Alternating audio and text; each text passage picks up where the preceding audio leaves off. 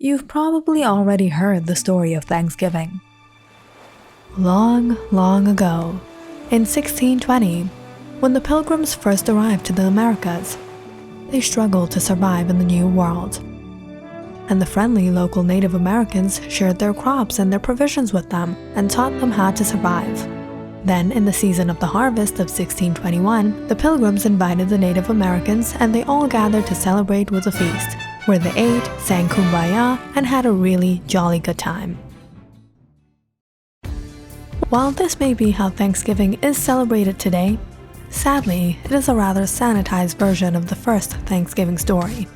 Because the real story behind the holiday is far from jolly and peaceful and "could you pass me the gravy, please?" So this Thanksgiving, along with showing gratitude, let's also take a little time to acknowledge the real history and origins of this cherished holiday. And of course, don't forget to subscribe and hit the like. Now it all started in the old town of Plymouth, England, where at the time, England required its citizens to belong to the Church of England. But a group of people, English Protestants who identified as separatists, wanted to practice their religious beliefs freely. So in pursuit of religious freedom, these citizens did leave England, but didn't yet come to America to find their sanctuary. They fled to Holland, Netherlands, and settled in the city of Leiden, where they encountered an almost unheard of religious tolerance in that day and age. Now, it is a popular belief that the Pilgrims or separatists came to America in search of religious freedom, but if that was the case, they would have never left Holland, as they found their sanctuary there already. The primary motive that propelled these people to come to the Americas was hardship. Like tens of millions of newcomers who would follow in their steps over the centuries, the Pilgrims were economic migrants. In the years living in Leiden, these Pilgrims were working in textile industries. Of course, they left behind all they had in England, and now former farmers were living in poverty, laboring long hours, making clothes.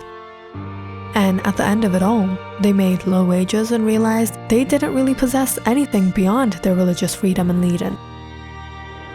And along with the economic hardship, these Pilgrims also feared their youth was being corrupted by the secular Dutch society, leading them to turn away from the church and from their English identities.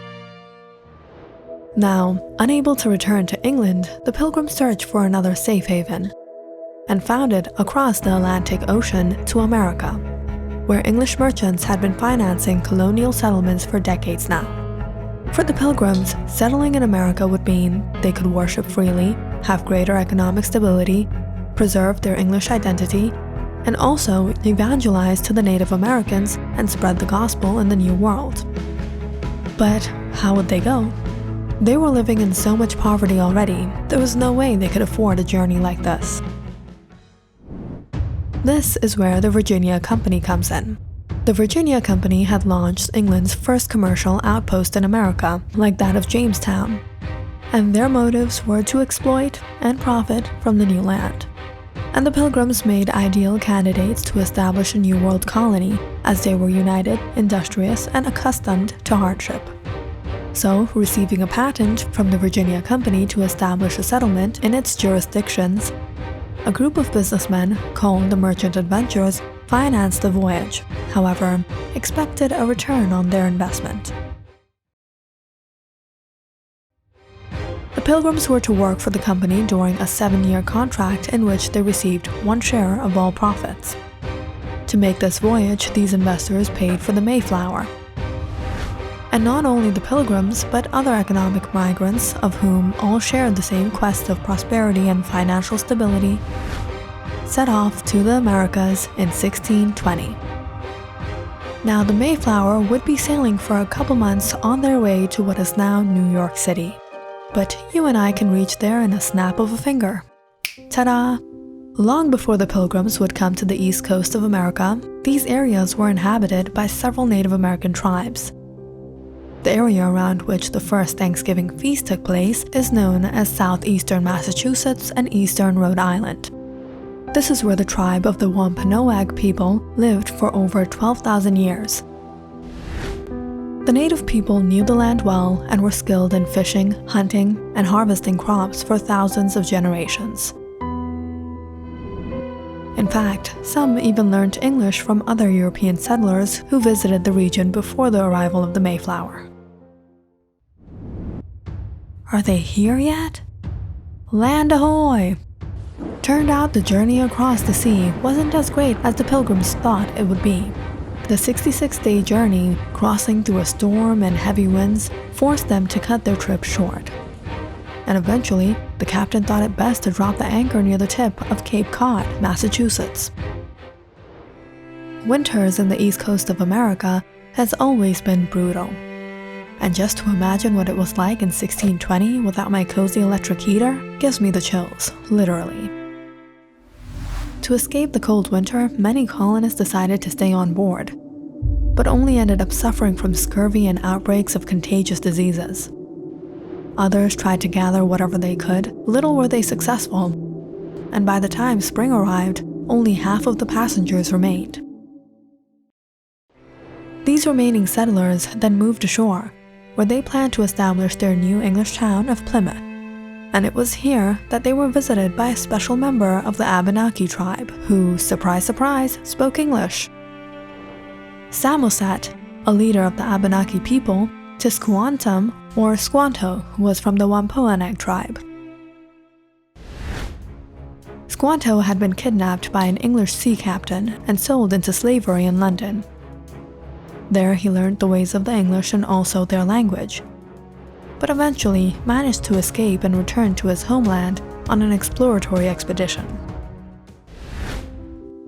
By this point, the Pilgrims were weak, suffering from malnutrition and illness, and if it were not for Squanto and the natives he brought to their assistance, most likely they would have all died. The natives taught the Pilgrims how to cultivate corn, extract sap from maple trees, catch fish in the rivers, and avoid poisonous plants, of many other things. Squanto also helped the Pilgrims forge an alliance with the Wampanoag. Their leader, Massasoit, first negotiated a treaty in which was an agreement that no one from either group of the Pilgrims or the natives would harm anyone from the other. They also agreed to leave their weapons at home when trading to further ensure peaceful commerce. And to this, the Pilgrims agreed and were at the time living in harmony. By November 1621, the Pilgrims' first corn harvest proved successful. Popularly, it is believed the Pilgrims invited the natives for a friendly banquet. However, many historians report otherwise. The Pilgrims had intended to celebrate for the harvest and set out to hunt. However, when the Wampanoag heard gunshots, they alerted their leader, Massasoit, who thought the English might be preparing for war. Massasoit visited the English settlement with 90 of his men to confirm if the rumors were true. But it was then he realized the matter and sent some of his own men to hunt deer for the feast. Much of what we know about the first Thanksgiving comes from the Pilgrim chronicler Edward Winslow, who wrote, "Our harvest being gotten in, our governor sent 4 men on fowling, so that we might after a special manner rejoice together. After we had gathered the fruits of our labor, they 4 in one day killed as much fowl as with a little help beside, served the company almost a week, at which time amongst other recreations we exercised our arms. Many of the Indians coming amongst us, and amongst the rest their greatest king, Massasoit, with some 90 men, whom for 3 days we entertained and feasted. And they went out and killed 5 deer, which they brought to the plantation and bestowed on our governor, and upon the captain and others. And although it be not always so plentiful, as it was at this time with us, yet be the goodness of God, we are so far from want that we often wish you partakers of our plenty." For 3 days, the Pilgrims and the native people ate, played games, sang, and celebrated. And this was a peaceful start to the years to come in which Massasoit and the Pilgrims remained allies, trading goods to the Wampanoag and having access to natural resources and other assets. However, this peace only lasted about a decade. It would be an understatement to say the Pilgrims, or the settlers, did not get along with the natives. Little by little, though indebted to the Wampanoag, these very people took over their land. And eventually, this turned to oppression. Native Americans were hunted down and virtually exterminated by the colonists during these centuries following their initial arrival.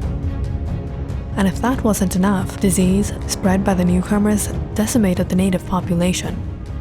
In the years between 1630 and 1642, about 25,000 European colonizers arrived, while a devastating plague cut the native population by more than half. Tensions further arose after Massasoit passed away in 1661, and his son, Wamsutta, took over.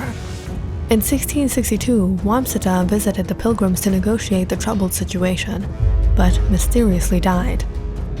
And things only got worse from there under Wamsutta's successor, Metacomet. Metacomet was not to stand back and watch his people being oppressed. He ordered raids against the colonies, and what followed was the murder of an English interpreter. As a consequence, the settlers too executed 3 of Metacomet's men.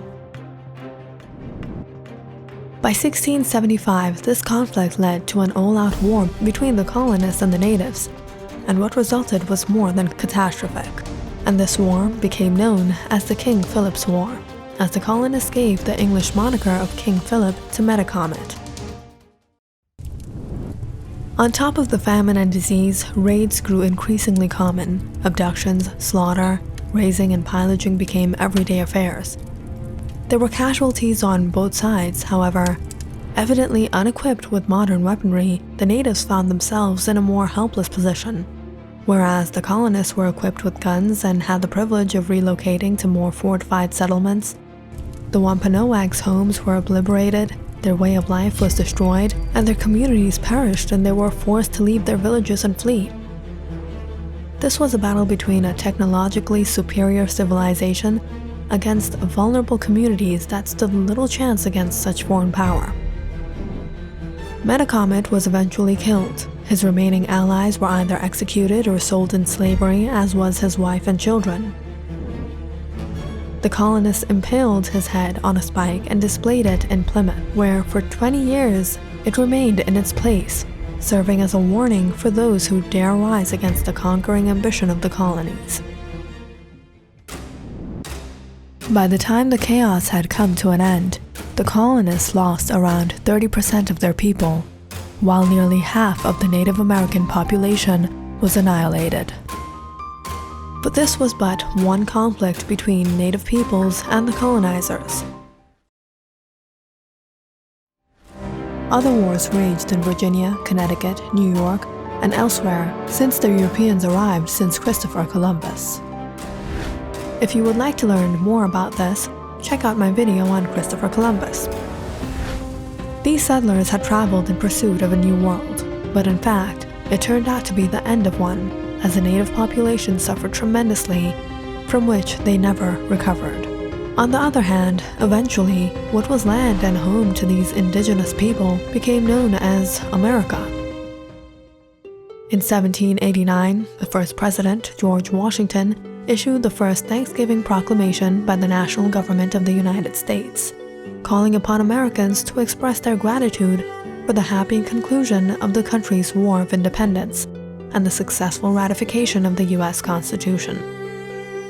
But it wasn't until the 19th century that the modern Thanksgiving holiday started to take shape.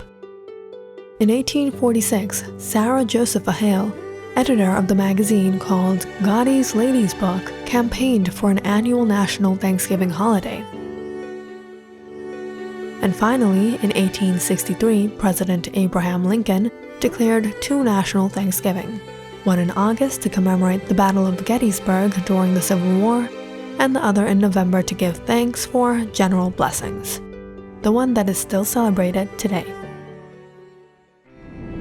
While most Americans celebrate this day as a lighthearted festival, some Native Americans group view Thanksgiving as a national day of mourning for their people and their heritage. Be as it may, Thanksgiving today has lost much of its original religious significance and is generally celebrated for things like human kindness, mutual friendship, and thankfulness. If you liked our video, don't forget to subscribe and follow our channel for more videos like this one.